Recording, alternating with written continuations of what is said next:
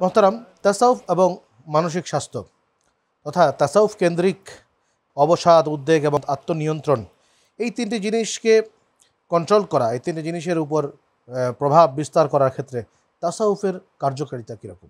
আসলে তাসাউফের সংজ্ঞাতেই এই কথাটা আছে যে লোভ লালসা, দুনিয়ার চাকচিক্য, অন্যরা যেভাবে দুনিয়াটাকে গ্রহণ করেছে সেভাবে না নেওয়া, পার্থিব জীবনকে অতি গুরুত্ব না দিয়ে যতটুকুন প্রয়োজন ততটুকুন নেওয়া, এগুলো হচ্ছে তাসাউফের মূল ভিত্তি এবং চরিত্র। সুফি মানি তারাই যারা দুনিয়াটাকে প্রাধান্য না দিয়ে পরকালকে প্রাধান্য দেন, দুনিয়াটাকে অস্বীকার করেন না, তবে প্রয়োজন অতিরিক্ত ব্যবহার করেন না। তো এই প্রয়োজনের বাইরে যেটা করে অতি অডেল সম্পদের মালিক হওয়ার যে চিন্তা, এগুলোর কারণেই এগুলোকে বুকবাত এর অন্তর্ভুক্ত হয়। এগুলোর কারণে মানুষের মধ্যে টেনশন, লোভ, লালসা, চিন্তা, দুর্দশ অবস্থা বা দুর্বিষহ অবস্থা সৃষ্টি হয়।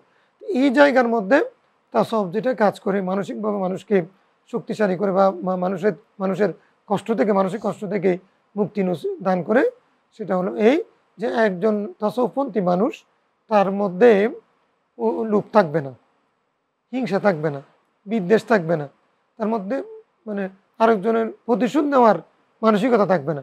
সে আরেকজনকে ডিঙ্গিয়ে নিজে অতি বেশি পাওয়ার অবৈধভাবে কোনো কিছু অর্জনের চেষ্টা করবে না। এগুলো যখন করবে না তখন সে অশান্তিতে ভুগবে না। এই কারণে আর পক্ষান্তরে যিনি তাসাউফপন্থী, উনি জিকিরে ফিকিরে থাকবেন। তাসাউফপন্থী লোকেরা তো আল্লাহর জিকিরে থাকেন, যে কোনো কাজ করুক না কেন তখনও তার জিকির শুধু মানুষ শব্দগত মুখে আল্লাহ আল্লাহ জিকির না, তার জিকিরের সাথে অন্তরের জিকিরও আছে। তো এমনের জিকিরও আছে, আল্লাহ স্মরণে থাকা।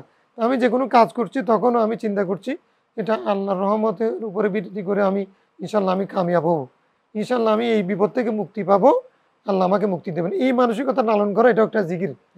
এই জিকিরে এই মানসিকতা যারা লালন করেন তারা সাধারণত মানসিক শান্তি পান। ওনার এই জিকিরটা, এরকম চিন্তাটা তাকে মানসিক কষ্ট থেকে লাঘব করে। এটা আল্লাহ তাআলা বলছেন, আলা বিযিকরিল্লাহি তাতমাইন্নুল কুলুব। এই মানসিক স্বাস্থ্য তাসাউফের মাধ্যমে যে সুস্থ থাকে, এটা এটার মূল ভিত্তি কোরআন শরীফ বলছে, আলা বিযিকরিল্লাহ তাতমাইন্নুল কুলুব। আল্লাহ জিকিরের মাধ্যমে মানুষের মন স্থির থাকে, স্বস্তির মধ্যে থাকে, অশান্তির মধ্যে থাকে না, টেনশনের মধ্যে থাকে না।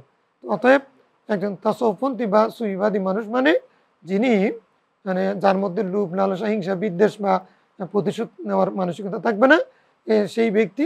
অতএব উনি মানসিকভাবেও শান্ত থাকবেন। এমনিও চিকিৎসা বিজ্ঞান বা মনোবিজ্ঞানীরাও বলছেন, যার সম্পদ কম তার টেনশন কম, যার বুক কম অর্থাৎ যিনি খান কম তার শারীরিক সুস্থতা বেশি, আর যার ছাওয়া বেশি তার অশান্তি বেশি। তো সুফিবাদী যারা, তারা তাদের চাহিদা কম, এই জন্য তাদের শান্তি কম। কিয়ামতের ময়দানে রাসূল সাল্লাল্লাহু আলাইহি ওয়াসাল্লাম বলছেন তাদের হিসাবও হবে কম।